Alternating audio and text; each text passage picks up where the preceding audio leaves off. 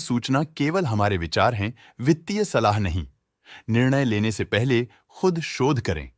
किसी भी लाभ या हानि के लिए हम उत्तरदायी नहीं हैं।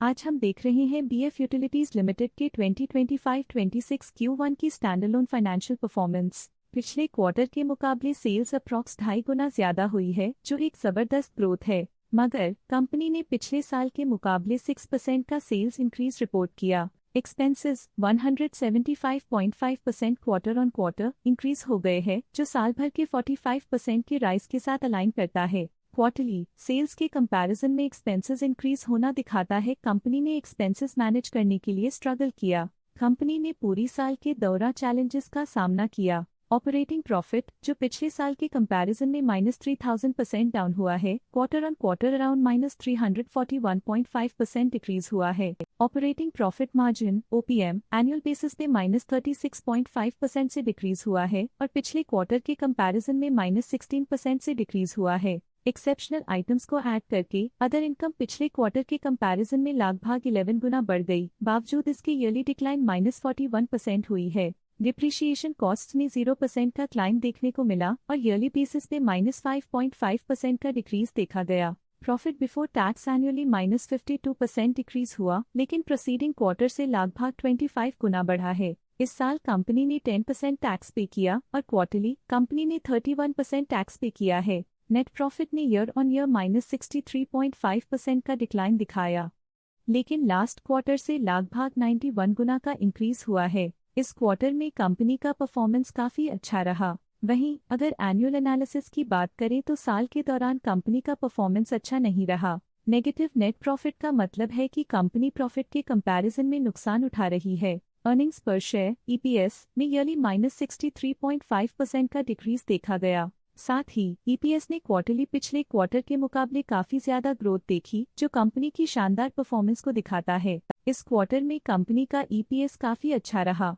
बीएफ यूटिलिटीज लिमिटेड के फाइनेंशियल स्नैपशॉट को रिव्यू करते हुए कुछ मुख्य ट्रेंड्स सामने आए हैं, जो कंपनी की परफॉर्मेंस पे रोशनी डालते हैं। जून 2022 से जून 2025 तक बीएफ यूटिलिटीज लिमिटेड की फाइनेंशियल जर्नी में सबसे पहले बात करते हैं सेल्स की। इस साल सेल्स में -3% की गिरावट आई है और पिछले 4 सालों में भी -3% की गिरावट देखी गई है, जो एक लंबे समय तक गिरावट को दर्शाता है। अब बात करते हैं एक्सपेंसेस की। इस साल एक्सपेंसेस 5% बढ़े हैं और 4 सालों में 11.5% का इजाफा हुआ है। इस साल हालांकि एक्सपेंसेस सेल्स से थोड़ा ज्यादा बढ़े हैं, मगर ग्रोथ रेट्स का करीब होना स्टेडी ऑपरेशनल कॉस्ट को दर्शाता है। चैलेंजेस से गुजरते हुए ऑपरेटिंग प्रॉफिट ने इस साल -121% की डाउनटर्न देखी, जो एक ट्रेंड को कंटिन्यू करता है। पिछले 4 सालों में -1986% की डिक्लाइन के साथ पिछले 3 साल से ऑपरेटिंग प्रॉफिट गिरता जा रहा है, जो जरूरी स्ट्रेटेजिक एडजस्टमेंट्स की इंपॉर्टेंस को दिखाता है। इस साल नेट प्रॉफिट में -82% की गिरावट हुई, लेकिन पिछले 4 सालों में 57.5% की बढ़ोतरी हुई है, जो कंपनी की मजबूती दिखाता है।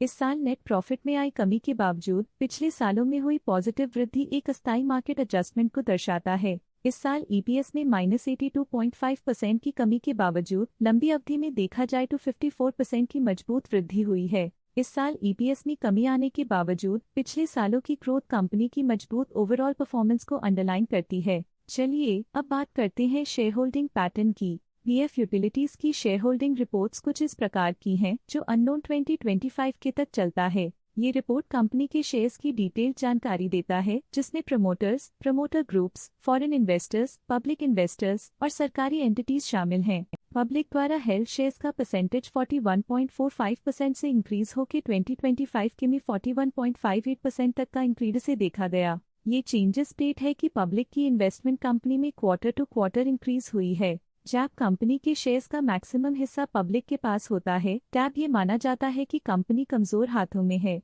जो बाजार की अस्थिरता और स्पेक्युलेटिव ट्रेडिंग को इंडिकेट करता है। DII डोमेस्टिक इंस्टीट्यूशनल इन्वेस्टर्स ने अपना शेयर होल्डिंग 2025 में 0.14% से 2025 में 0.15% तक इंक्रीज किया। ये बताता है कि डोमेस्टिक इंस्टीट्यूशंस ने कंपनी में अपना इंटरेस्ट 0.01% तक इंक्रीज किया है। फॉरेन इंस्टीट्यूशनल इन्वेस्टर्स की शेयर होल्डिंग में थोड़ा डिक्रीज आया 2025 के से 2025 के में, जो दिखाता है कि फॉरेन इंस्टीट्यूशंस ने अपने स्टेक को क्वार्टर टू क्वार्टर -0.14 से डिक्रीज किया है। जिसे पता चलता है कि उन्होंने अपनी इन्वेस्टमेंट्स को पुल बैक किया है। ये था कंपनी का करंट शेयर होल्डिंग पैटर्न। आज के लिए फाइनेंशियल सेक्टर में इतना ही। देखने के लिए धन्यवाद। स्टॉक लेटेस्ट न्यूज अपडेट के लिए चैनल को सब्सक्राइब करें और वीडियो को लाइक एंड शेयर करें।